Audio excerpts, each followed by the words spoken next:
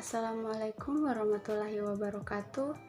Perkenalkan, nama saya Nurjannah Kapaja dari program studi S1 Akuntansi kelas A dengan NIM 921421025.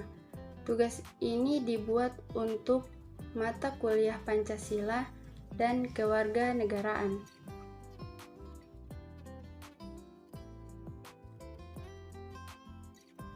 Pengantar memahami pendidikan Pancasila di perguruan tinggi.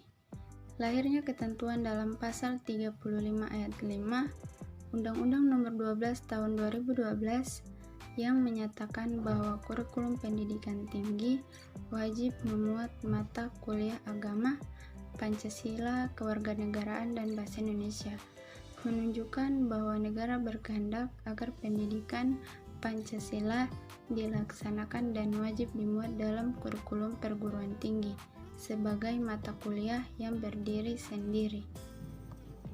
Dengan demikian, mata kuliah Pancasila ini dapat lebih fokus dalam membina pemahaman dan penghayatan mahasiswa mengenai ideologi bangsa Indonesia. Hal tersebut berarti pendidikan Pancasila diharapkan menjadi ruh dalam membentuk jati diri mahasiswa guna mengembangkan jiwa profesionalitasnya sesuai dengan bidang studi masing-masing. Dalam perjalanan sejarah bangsa kita, sesungguhnya nilai-nilai Pancasila sebagai pandangan hidup bangsa sudah terwujud dalam kehidupan bermasyarakat di Indonesia.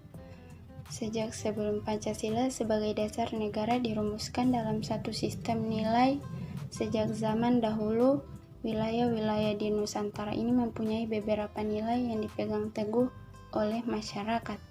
Sebagai contoh, yang pertama, percaya kepada Tuhan dan toleran. Yang kedua, gotong royong. Yang ketiga, musyawarah. Yang keempat, solidaritas. Penjabaran Pancasila dalam batang tubuh Undang-Undang Dasar 1945. Pembukaan Undang-Undang Dasar 1945 mengandung pokok-pokok pikiran yang meliputi suasana kebatinan, cita-cita dan hukum, dan cita-cita moral bangsa Indonesia. Pokok-pokok pikiran tersebut mengandung nilai-nilai yang dijunjung tinggi oleh bangsa Indonesia karena bersumber dari pandangan hidup dan dasar negara, yaitu Pancasila. Pokok-pokok pikiran yang bersumber dari Pancasila itulah yang dijabarkan ke dalam batang tubuh melalui pasal-pasal Undang-Undang Dasar 1945. Hubungan pembukaan Undang-Undang Dasar 1945 yang memuat Pancasila dalam batang tubuh Undang-Undang Dasar 1945 bersifat kausal dan organis. Hubungan kausal mengandung pengertian pembukaan Undang-Undang Dasar 1945 merupakan penyebab keberadaan batang tubuh UUD 1945, sedangkan hubungan organis berarti pembukaan dan batang tubuh UUD 1945 merupakan satu kesatuan yang tidak terpisahkan. Dengan dijabarkannya pokok-pokok pikiran pembukaan UUD 1945 yang bersumber dari Pancasila ke dalam batang tubuh, maka Pancasila tidak saja merupakan suatu cita-cita hukum, tetapi telah menjadi hukum positif. Sesuai dengan penjelasan Undang-Undang Dasar 1945, pembukaan mengandung 4 pokok pikiran yang diciptakan dan dijelaskan dalam batang tubuh. Keempat pokok pikiran tersebut adalah sebagai berikut. Pokok pikiran pertama berintikan persatuan, yaitu negara melindungi segenap bangsa Indonesia dan seluruh tumpah darah Indonesia dengan berdasar atas persatuan dengan mewujudkan keadilan sosial bagi seluruh rakyat Indonesia. Pokok pikiran kedua berintikan keadilan sosial, yaitu negara hendak mewujudkan keadilan sosial bagi seluruh rakyat Indonesia. Pokok pikiran ketiga berintikan kedaulatan rakyat, yaitu negara yang berkedaulatan rakyat berdasar atas kerakyatan dan permusyawaratan perwakilan. Pokok pikiran keempat berintikan ketuhanan yang Maha Esa, yaitu negara berdasar atas ketuhanan yang Maha Esa menurut dasar kemanusiaan yang adil dan beradab. Pokok pikiran pertama menegaskan bahwa aliran pengertian negara persatuan diterima dalam pembukaan Undang-Undang Dasar 1945, yaitu negara yang melindungi bangsa Indonesia seluruhnya. Negara, menurut pokok pikiran pertama ini, penyelenggara negara dan setiap warga negara wajib mengutamakan kepentingan negara di atas kepentingan golongan atau perorangan. Pokok pikiran kedua merupakan kaus finalis dalam pembukaan Undang-Undang Dasar 1945 yang menegaskan suatu tujuan atau suatu cita-cita yang hendak dicapai. Melalui pokok pikiran ini dapat ditentukan jalan dan aturan-aturan yang harus dilaksanakan dalam Undang-Undang Dasar, sehingga tujuan atau cita-cita dapat dicapai dengan berdasar kepada pokok pikiran pertama, yaitu persatuan. Pokok pikiran ketiga mengandung konsekuensi logis yang menunjukkan bahwa sistem negara yang terbentuk ke dalam Undang-Undang Dasar harus berdasar atas kedaulatan rakyat dan permusyawaratan perwakilan. Menurut Bekri, aliran sesuai dengan sifat masyarakat Indonesia. Kedaulatan rakyat dalam pokok pikiran ini merupakan sistem negara yang menegaskan kedaulatan berada di tangan rakyat dan dilakukan sepenuhnya oleh Majelis Permusyawaratan Rakyat atau MPR.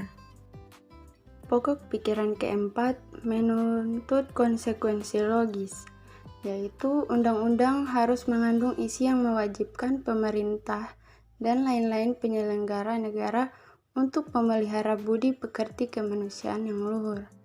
Pokok pikiran ini juga mengandung pengertian takwa terhadap Tuhan yang Maha Esa dan pokok pikiran kemanusiaan yang adil dan beradab, sehingga mengandung maksud menjunjung tinggi hak asasi manusia yang luhur dan budi pekerti kemanusiaan yang luhur.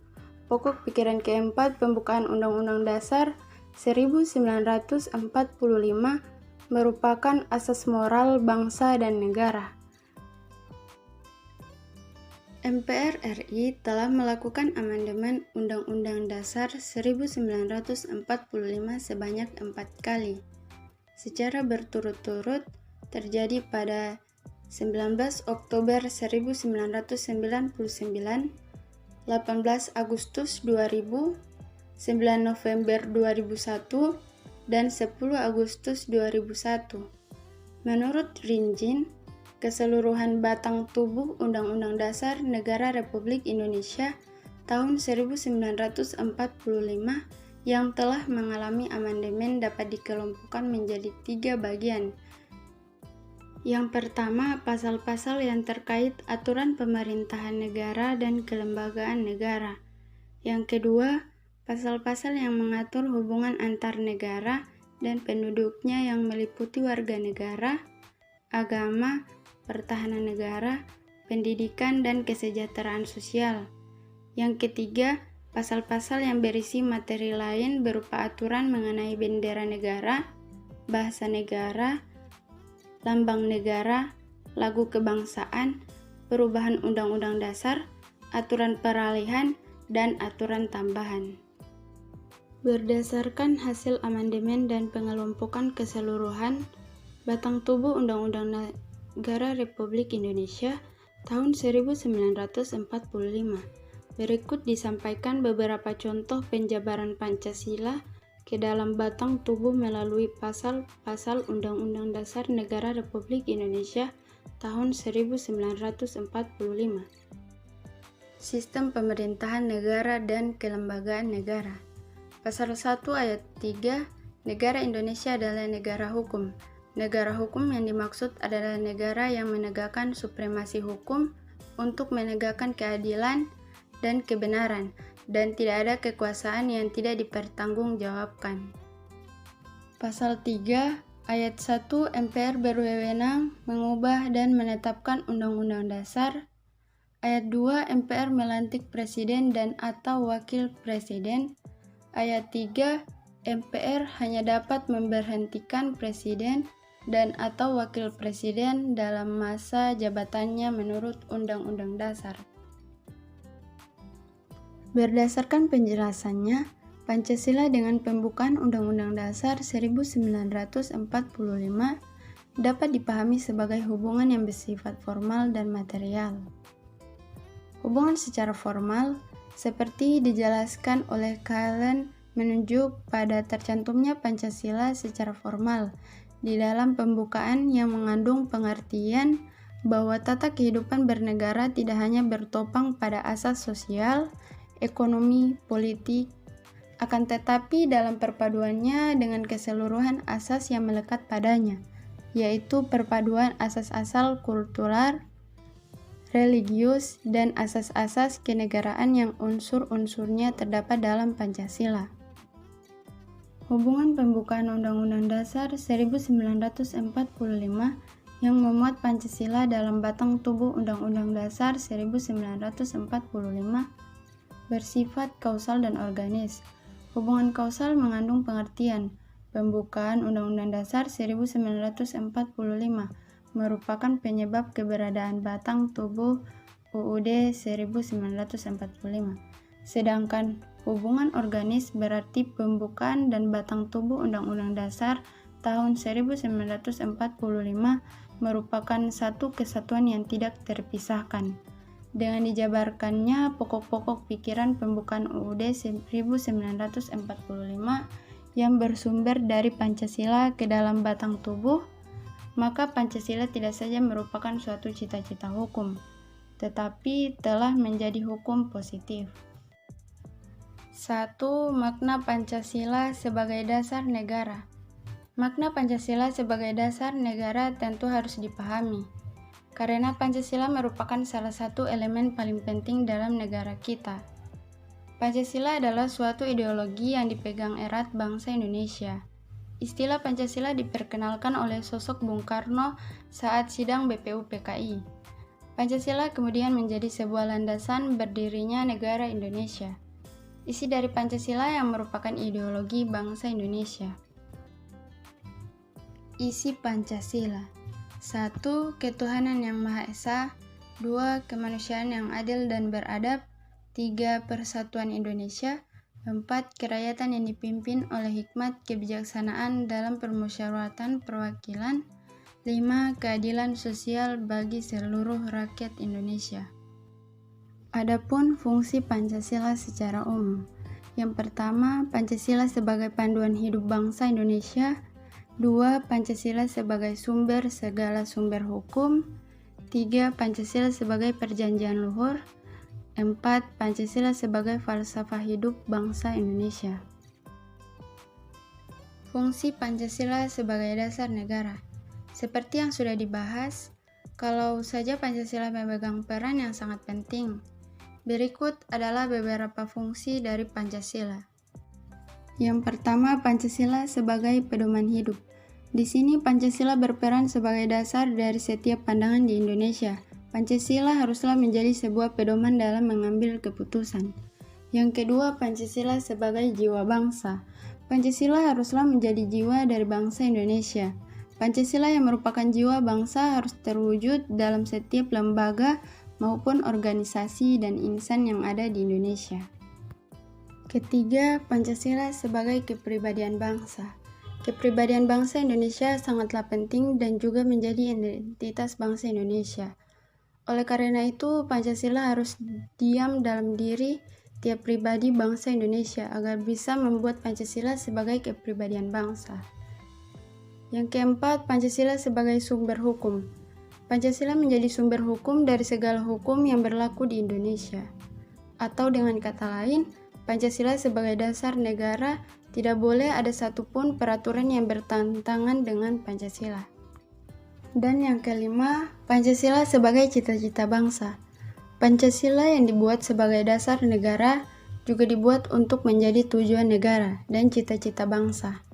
Kita sebagai bangsa Indonesia haruslah mengidamkan sebuah negara yang punya Tuhan yang Esa, punya rasa kemanusiaan yang tinggi, bersatu serta solid, selalu bermusyawarah, dan juga munculnya keadilan sosial.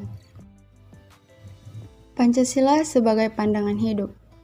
Pengertian pandangan hidup adalah suatu hal yang dijadikan sebagai pedoman hidup, di mana dengan aturan-aturan yang dibuat untuk mencapai yang dicita-citakan.